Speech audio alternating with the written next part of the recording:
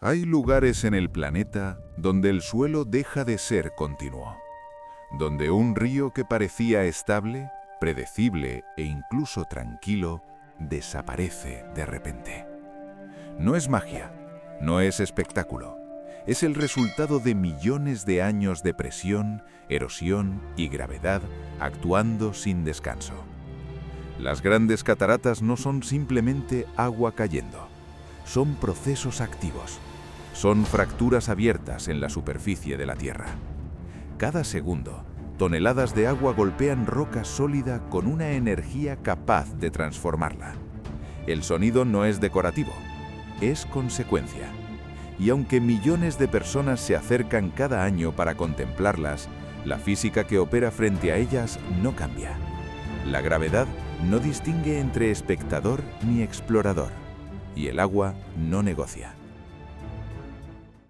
Entre Estados Unidos y Canadá, el río Niágara avanza con calma durante kilómetros, hasta que alcanza el borde.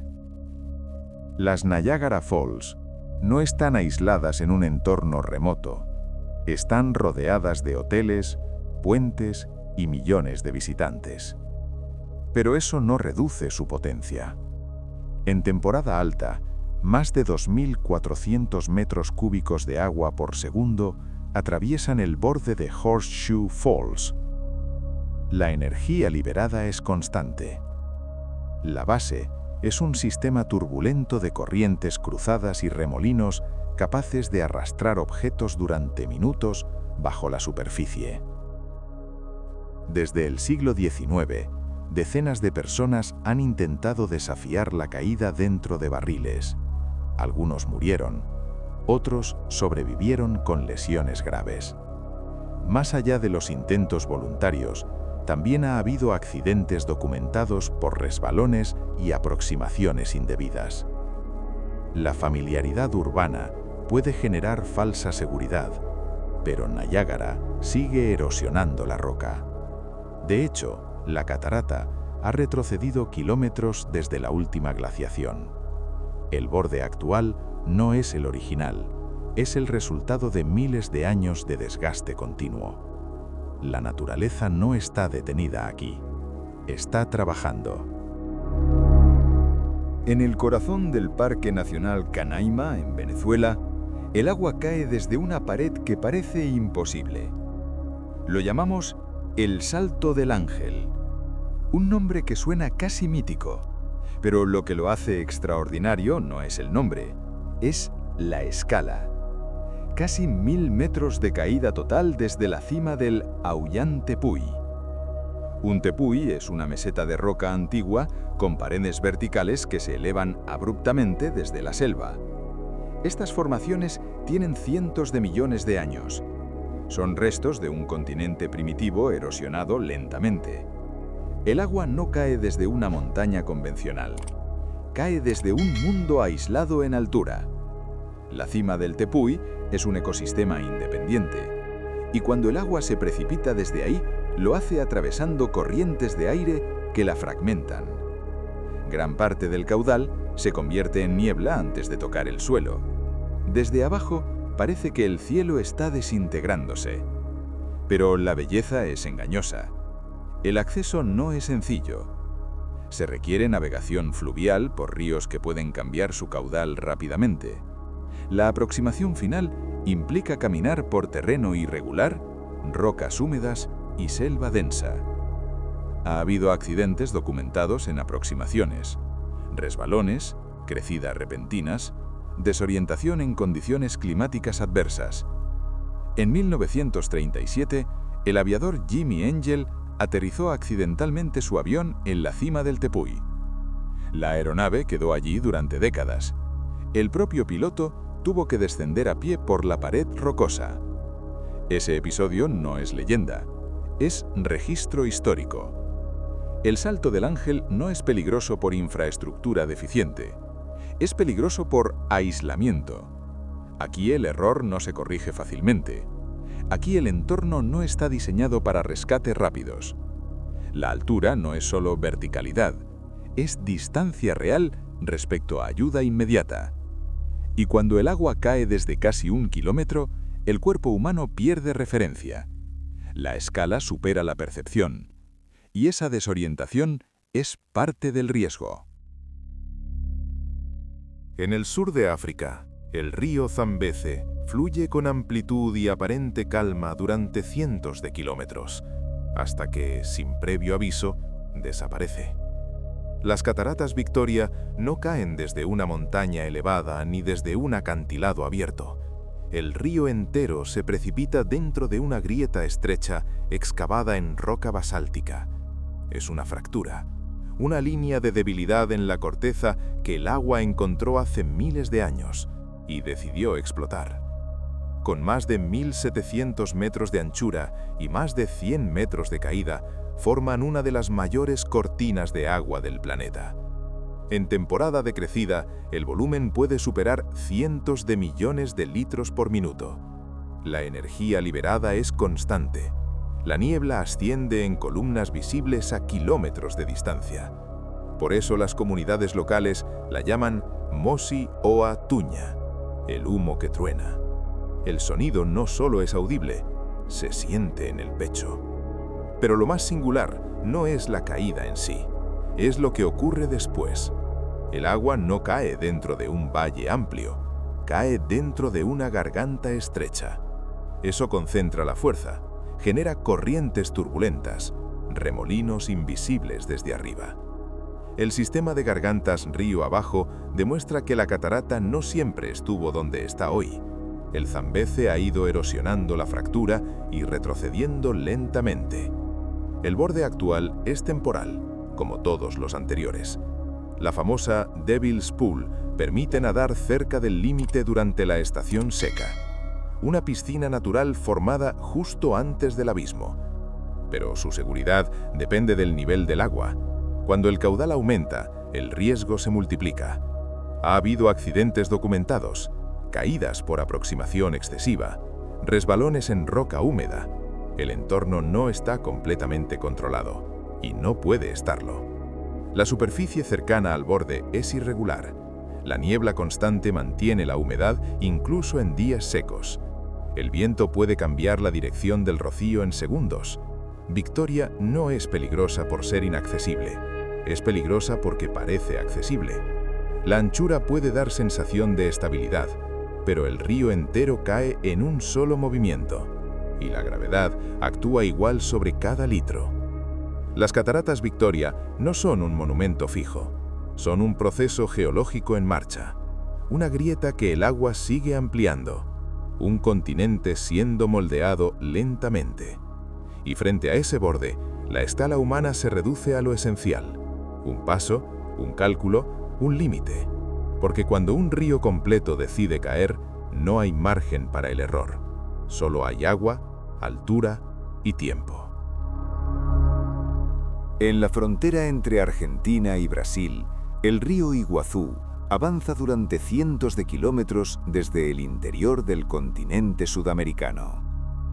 Fluye entre selvas densas, serpentea entre formaciones rocosas antiguas y parece, durante gran parte de su recorrido, un río amplio y estable, hasta que deja de serlo. Las Iguazú Falls no son una sola catarata, son un sistema.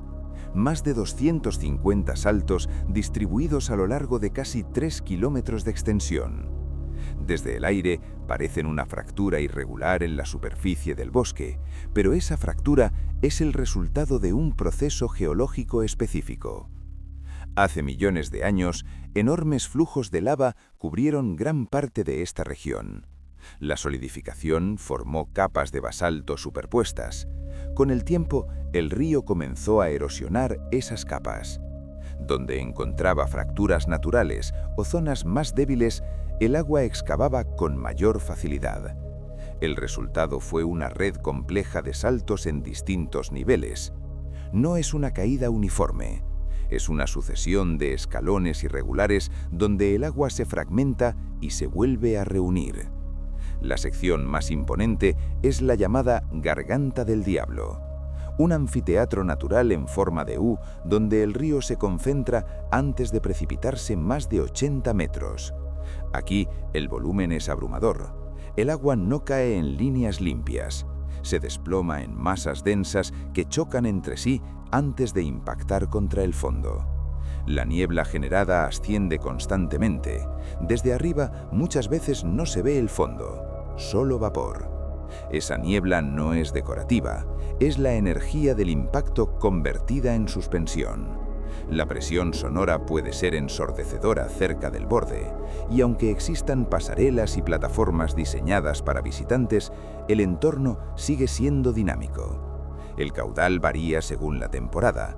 En épocas de lluvias intensas en la cuenca, el volumen aumenta de forma significativa.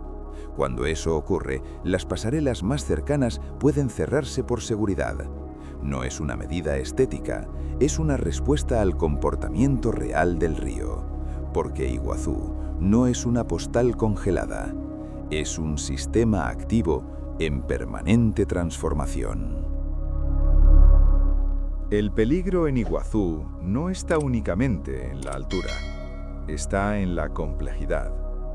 Cuando el agua cae desde múltiples niveles, crea patrones de flujo cruzado, corrientes que se desvían lateralmente, remolinos que no son visibles desde arriba, zonas donde la presión hacia abajo se combina con desplazamientos horizontales rápidos. El río no fluye en una sola dirección, se fragmenta, colisiona y se reorganiza constantemente. A lo largo de los años, ha habido accidentes documentados, personas que cruzaron barreras de seguridad, visitantes que resbalaron en superficies húmedas, casos aislados de individuos que cayeron desde plataformas o fueron arrastrados por corrientes al ignorar advertencias. El entorno selvático añade otra capa de riesgo. La humedad es constante. Las superficies permanecen mojadas durante gran parte del año. Incluso cuando el cielo está despejado, la niebla generada por el impacto mantiene el suelo resbaladizo. La distracción es un factor real. Iguazú es visualmente abrumadora. La escala puede hacer que el visitante pierda referencia espacial. El sonido constante puede desorientar. La percepción de distancia se altera cuando el fondo está cubierto de vapor. En condiciones de crecida extrema, el sistema entero cambia. Saltos que en temporada seca parecen separados pueden fusionarse. La garganta del diablo aumenta su volumen. El nivel del agua en la parte superior se eleva, y lo que parecía un borde estable se convierte en un límite mucho más dinámico. La complejidad hidráulica aquí es lo que la hace fascinante y peligrosa a la vez. No es una caída vertical simple donde la física es evidente, es un entramado de fuerzas simultáneas. Iguazú parece armoniosa desde lejos, pero esa armonía es el resultado de millones de litros interactuando en un equilibrio delicado. Y cuando ese equilibrio se altera, aunque sea ligeramente, la consecuencia puede ser inmediata. Quizá lo más impresionante no es la altura, ni el ancho, es la sensación de estar frente a un sistema que no se detiene, que no se simplifica, que no se adapta al visitante. El río no fue diseñado para ser contemplado, fue esculpido por gravedad y tiempo, y cuando el agua cae aquí, no lo hace en silencio. Lo hace recordando que incluso los paisajes más bellos del planeta están sostenidos por fuerzas que no podemos controlar. En el norte de Islandia, el agua que cae en Dettifoss proviene del deshielo glaciar. Eso significa sedimentos, eso significa masa, eso significa densidad. No es agua limpia de montaña, es agua cargada de partículas que aumentan su capacidad erosiva. El volumen puede superar los 190 metros cúbicos por segundo. La potencia es suficiente para hacer vibrar el suelo. El cañón que lo rodea es prueba de erosión sostenida. Las rocas están permanentemente húmedas. El viento arrastra la niebla horizontalmente. La visibilidad puede cambiar en segundos. Ha habido múltiples rescates por caídas en el borde. En invierno, el hielo añade otra variable crítica. La estabilidad del terreno disminuye. Dettifoss no es peligrosa por altura extrema, es peligrosa por energía concentrada. Es la sensación de que el suelo se está cediendo bajo presión continua. En la costa sur de Islandia, El paisaje parece esculpido por fuerzas que nunca descansan. Allí, el río Escogá fluye con aparente normalidad hasta que llega a un límite vertical. Escogafos cae desde unos 60 metros de altura en una pared casi perfecta de roca volcánica. No es una caída irregular ni fragmentada, es directa, geométrica, una línea clara entre el río y el vacío. El acantilado desde el que se precipita no es casual, es parte del antiguo frente costero de Islandia. Hace miles de años el océano llegaba hasta ese punto. Con el retroceso del mar quedó expuesta esa pared abrupta. Escogafos es, en cierto modo, una antigua línea de costa convertida en catarata. La caída es constante. El impacto genera una nube permanente de niebla. En días soleados, el arco iris aparece con frecuencia debido a la refracción de la luz en las partículas de agua suspendidas. Pero esa misma niebla mantiene el terreno húmedo de forma continua. Las piedras en la base están pulidas por el agua y el tránsito constante de visitantes. Resbalan incluso cuando no está lloviendo. Ha habido múltiples caídas accidentales en la zona inferior, lesiones por pérdida de equilibrio, golpes contra rocas. La cercanía genera sensación de accesibilidad, pero accesible no significa seguro. Una escalera permite subir hasta la parte superior del acantilado. Desde allí, el río parece tranquilo justo antes de caer, pero el borde es abrupto. No hay transición suave. El viento en Islandia puede intensificarse de forma repentina, y en invierno el hielo convierte el terreno en una superficie impredecible. Ha habido rescates por caídas en condiciones invernales. La combinación de humedad, viento y pendiente crea un entorno donde un error pequeño puede tener consecuencias serias. Escogafos no es la más alta ni la más ancha de este documental, pero su perfección visual puede generar confianza excesiva. La caída es limpia, visible, sin distracciones, y quizá por eso impresiona, porque no hay complejidad que oculte lo esencial, solo agua, altura y gravedad actuando sin interrupción. Todas estas cataratas comparten una verdad. No están terminadas. La erosión continúa. El borde retrocede. La roca se debilita. El agua sigue cayendo. Las muertes documentadas en estos lugares no son anomalías, son consecuencias. La naturaleza no es cruel, es constante. Y cuando millones de litros caen cada minuto desde el borde del mundo, la única ley que importa es la gravedad. El agua parece suave, hasta que decide caer. Y cuando cae, la tierra escucha.